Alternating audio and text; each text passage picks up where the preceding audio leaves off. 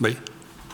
Bueno, egunon guztioi, eta eskerrik asko deialdia onartu eta gurekin izateagatik.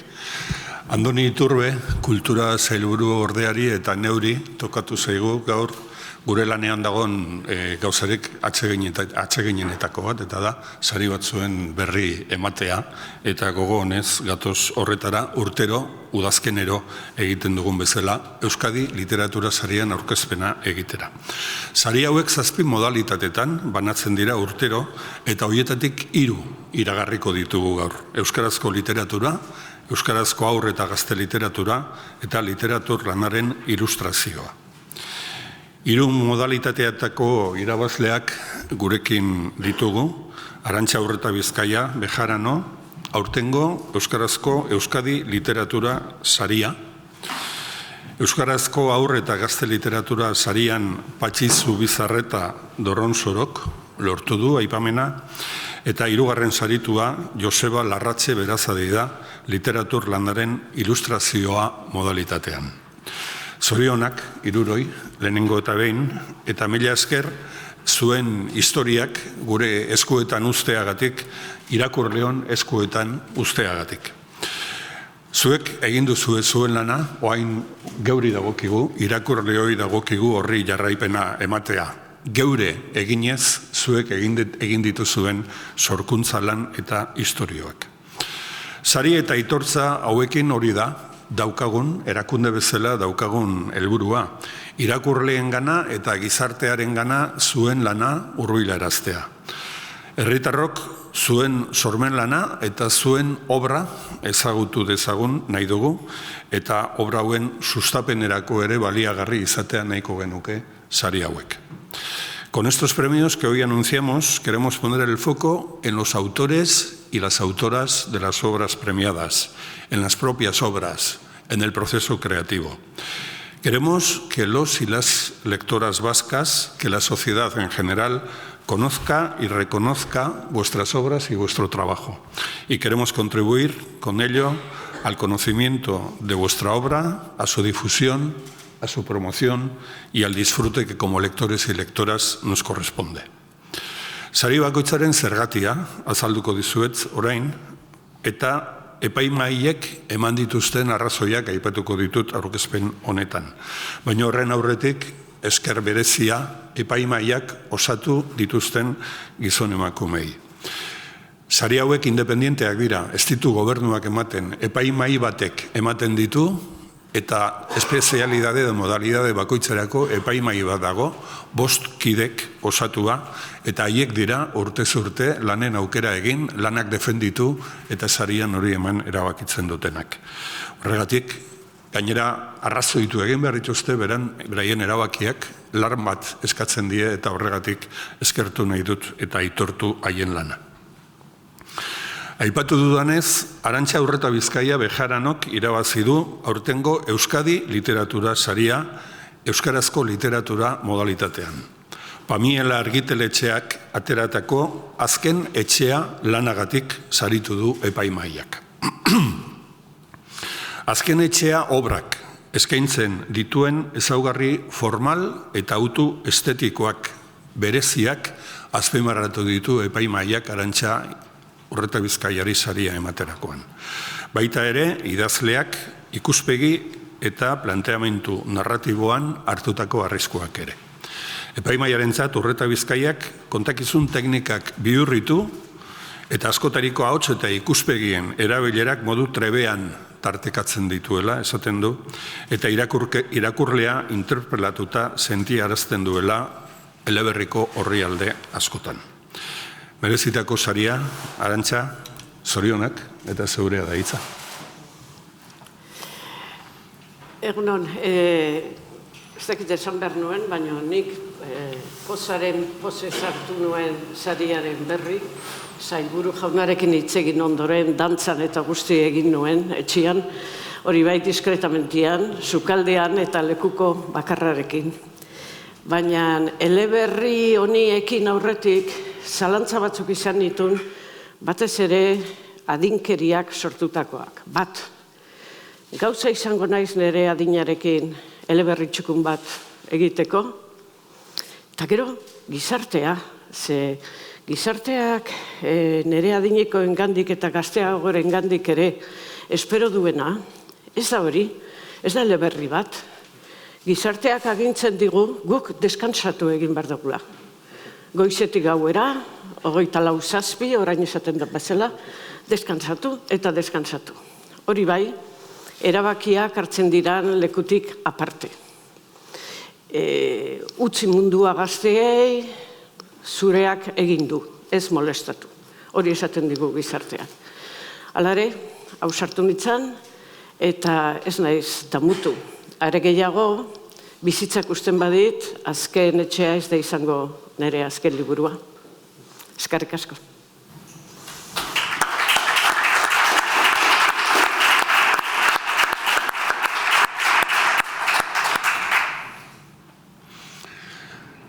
Gidaian ez dagoen arren zilegi bekit ohar bat egitea. Arantxa Urreta Bizkaiak askotan aipatzen du gure literaturgintzak azken hamarkada hauetan, 60ko hamarkadatekona, izan duen ibilbidea eta referentzia asko erabiltzen ditu horretarako, baina agian gaur hemen 3 belaunaldi ezberdin elkarren ondoan eserita ikusteak ere adierazten du euskaraz egiten den literaturak hamarkada hauetan izan duen bidearen eta ibilbidearen berri. Eta 3 belaunaldien artean, bigarrenean izango litzateke, bai Goitik hasita eta bai Betik hasita, Patxi Zubizarreta, Zerria, obrari esker jasoko du euskarazko haur eta gazte literatura mailako Euskadi Literatura Saria. Zerria, Erein argitaletxeak argitaratutakoa, hala erabaki du epaimahaiak iazko haur eta gazte literaturaren arloan uztarik onena ezela azpimarratzea. Eta gogoratu nahi dut, batetik, modalitate honetan irabazten duen 5. saria dela, ez dut uste horren parekorik daukagunik, eta ez hori bakarrik, duela gutxi jakin dugu, Espainiako haur eta gazte literatura sari nazionala ere, berak jasoko duela liburu honengatik. Epaimahaian iritziz, Zubizarretaren Zerria lana gaztei zuzendutako eleberri laburra, errazkeriatik eta gazte literaturaren tipikoetatik aldentzen den literaturazko landua da. Epaimahaiko kideek diotenez, Zubizarretaren lana ez da bakarrik obra gomendagarri bat, baita literaturaz gozatzeko, persona moduan hazten joateko, eta literatura zer den eta nola egiten den jakiteko adibide guztiz egokia ere badela esaten digu epaimahaiak. Epaimahaiaren balorazioa ezagututa zurea da hitza, Patxi, eta zorionak. Mila esker, bingen. Garai honetan monarka tximeleta abiatzen da Kanadako lurretatik, hotzetatik, Mexikoko lur epeletara. Eta superior lakua zeharkatzen ari dan bitartean, superiorren ez dago mugarik, ez dago mendirik, zuzen joan beharrean Mexikoarantza, halako batean bihurgune bat egiten du. Inguratu egiten du ikusten ez den zerbait. Entomologoek jakin dute, geologoi esker, toki horretan noizbait mendi bat egon zela, eta glaziar bat. Eta monarka tximeletak gogoratzen du, bere memorian du hori, eta oraindik ere inguratu egiten du lehen egondako mendi hori. Memoria ariketa bat da, nire liburua, eta memoria eginda, aitortuko dizuet, aurkeztu behar izan nuela Lizardi sarira, horixe dalako gure egoera, askoren egoera, hilabetea joan, hilabetea etorri, autonomoko eta ordaintzeko lanak, eta halako sariak horretan ere zoragarriak dira, ni ez nintzen dantzan hasi, baina hortxe, bingenek deitu zidanean. Aitortuko dizuet, baita ere Lizardi sariak bidea eman ziola liburuari, hau da, ni aurkeztu nintzen, baina gero liburuak bere bidea egin du. Eta eraman ninduen lehen da bizi Antxon Lariagaren gana, Antxon Lariagaren marrazkiak izugarri polita direlako, ohore bada, gero marrazkilari bat izango dugu, berarentzat ere uste dut maixo handi bat izan dela, Erein argitaletxea bide lagun izan dut, eta laxe bidean aurrera, liburuak Madrilen izan zuen geldialdi bat, Zerria Porkus bihurtu zen, espero dut gaztelaniaz ere ateratzea epe laburrean, eta orain Donostira ekarri nau, eta pozaren pozez etorri naiz Gasteiztik eta bidean jarrituko du liburuak irakurlei esker kasu honetan. Uste dut sariak ematen diola liburuari bere bizitza propioa, ezta? Ja gu handik aparte, naiz eta gu horren lekuko ere bagaren. Aitortuko dizuet hemen San Telmo Museoan Altzoko Handia, Ordiziatik oso hurbil dagoen Altzoko Handiaren kapelua, makila, zapata zarrak ikusi nituela. Eta literaturak oraindik ere harritzen nau. Eta uste dut gure egitekoa ere badela denera ohitu gara, baina harritzea oraindik ere bizitzarekin. Monarka tximeletekin eta harritzea eta poztea gure lanarekin, ez da gure sariekin. Beraz, Euskal Herrira etorri da Madrildi bueltan, eta hemen geratzea nahi nuke, hemengo historia delako. Alpetan hasten da, baina Euskal Herrira Zuberora dator Pirineotara. Mila esker beraz, epaimaikoi, oso hitz politak entzun dizkizut, mingen, eta esker ona adieraztea baino zait geratzen. Bai epaimaikoi eta bai antolatzaile, bai Jaurlaritzari. Horrekin lotuta, esango dizuet, quería hacer una pequeña confesión, y es que escribí esta obra en verano, en pleno verano, hace 2 años. Y cada vez tiendo más a los glaciares, a los temas que me den un poco de... que me hagan cambiar la temperatura, ¿no? La corporal y la personal, ¿no? Es un pequeño secreto, es así como surgió esta historia en pleno verano. La historia empieza en un glaciar que se está derritiendo en los Alpes. Pero es una historia complicada. Creo que los glaciares se están derritiendo, pero nos estamos congelando los humanos, ¿no? Sobre todo viendo lo que pasa hoy en día. Y creo que el libro, antes de que surgiera el conflicto de estos días en Israel, entre Israel y Palestina, como decía Kafka, lo recoge en la contraportada, la literatura tiene que ser como un hacha que sea capaz de romper ese hielo, que nos conmueva, que nos haga cambiar, ¿no? Y simplemente para ir terminando, a ver si no recuerdo mal, recuerdo haber visto en un instituto de Vitoria, de Gasteiz, un graffiti en el Instituto Namuno que decía: decís que tenemos pájaros en la cabeza, pero los prefiero a vuestras jaulas. Algún joven, alguna joven escribió este grafiti y para mí es importante porque se revela contra la sociedad que estamos creando y nos invita a crear otro tipo de sociedad, ¿no? Que es lo que en el fondo reivindica la literatura, que es el espíritu del diálogo y el espíritu de interesarse por el otro, ¿no? Horixe bakarrik esan nahi nuen eta hori guztia, esaldi batzuk etorri zaizkit gogora. Hay quien dice que el libro es un jardín que se lleva en el bolsillo. Hay quien dice que el libro es un pájaro que tiene 100 alas que nos hace volar, y hay quien dice que nadie está seguro con un libro entre las manos. Por eso se me ocurría, viniendo en autobús a Donosti, la palabra pelibro en lugar de peligro, que creo que es lo que tiene que tener la literatura. Eskerrik asko.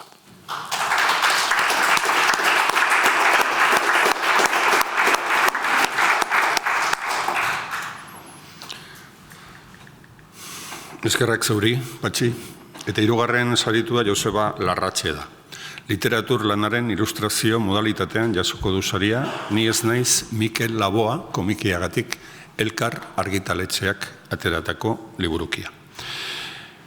Epaimaiaren ustetan oso ongi landutako eta ebatzitako lana da, eta hori erabilitako sekuentziazioan islatzen dela dio epaimaiak. Proposamen fresko eta oroigarria, erreferentzia eta simbolismo kultural asko jasotzen dituen obra konplexua, baina irakurketa arina duena, dio epaimaiak. Lan honetan epaimaiko kideen iritziz, Mikel Laboaren musikaren erritmoa eta ikusizko interpretazioa nabarmentzen dira. Baita ikuspegi ezberdinen presentzia ere, hainbat irakurketa geruzarekin. Joseba, zorionak, eta zeurea da, hitza orain. Eskerrik asko. Hasteko eskerrak ematea epaimaiari eta entzutea haien iritzia zein den ere oso pozgarria da. Izan ere, 2022 izan da bereziki urte oparoa euskal komikigintzari dagokionez. Inoiz baina komiki gehiago kaleratu dira, eta esango nuke artean inoiz baina komiki hobeak kaleratu direla. Beraz, haien artean nire aukeratzea bereziki pozgarria da eta asko eskertzen dudan gauza bada. Nien nintzen saltoka jarri, Bingenek berria eman zidanean, ze justo komikigintza tailer bat ematen nahi nintzen ikastola batean, eta aurrak agian asaldatuko ziren, eta pixka bat kontenitu behar izan nintzen, baina izugarri postu nintzen. Baina, onartu behar dut, lan hau izan dela niretzako, nola esan, bizitzan behin etortzen zaizun lan mota bat. Bereziki ilusioz hartutako lan bat. Ze batetikan, Arkaitzkano eta Unai Iturriaga haien adagidoia, haiekin lan egitea, ikaragarrizko aukera ona izan da niretzako, baina bestetikan Mikel Auaren bizitza marrastea, tokatzea, niretzako oso berezia da, beste, esango nuke, Euskal Herritar gehienontzako bezala Mikel Aua oso figura garrantzitsua izan delako nire bizitzan. Horregatik, komiki hau egin nuen nire indar guztiekin, nire onena ematen saiatu naiz. Baina horretarako behar da denbora asko eta behar dira baldintza duinak. Horregatik eskertu behar diot, eta eskertu behar diogu Arkaitzek eta Unaiek ere bai, Mikel Aua katedrari, komiki honen atzean impulsoa ematen egon den taldeari, egin duten apostu garrantzitsuaren gatik, eman baitigute behar genuen denbora eta behar genituen rekursoak komiki hau egiteko. Tamalez, gure sektorean lan egiteko modu hau ez da ohikoena, eta iruditzen baldin bazaio jendeari lan hau ondo dagoela, segurazki baldintza horietan egina izan delako ere bada. Beraz, eskerrak ematea, bai epaimaiari, bai sariaren antolatzailei, bai katedrari, eta batez ere Mikel Auari. Bere inspirazioa gabe komiki hau etzen eta existituko. Eskerrik asko.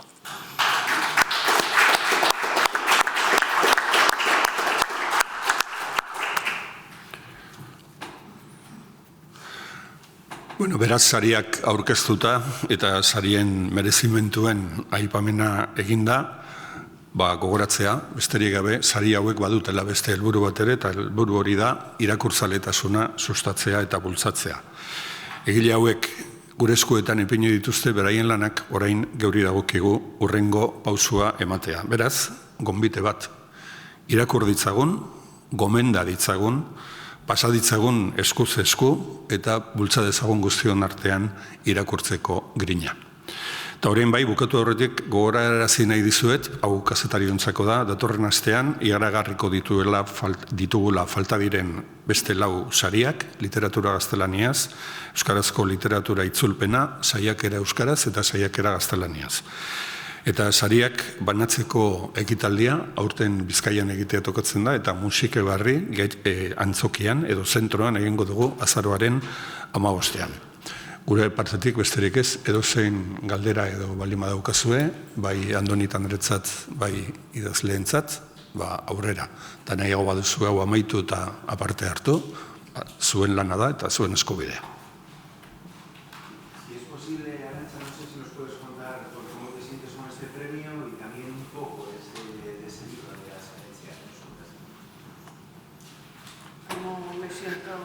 Libro, pues agradecida y contenta.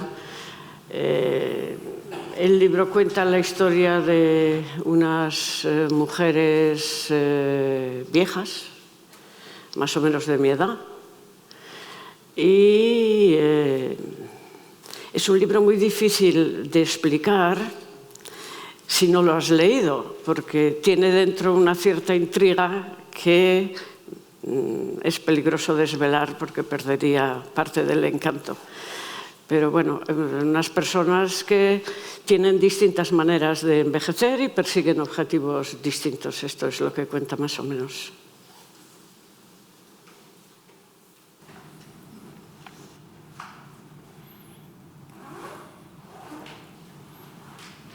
Osongi, mila esker zuen arretagatik eta hurrengora arte.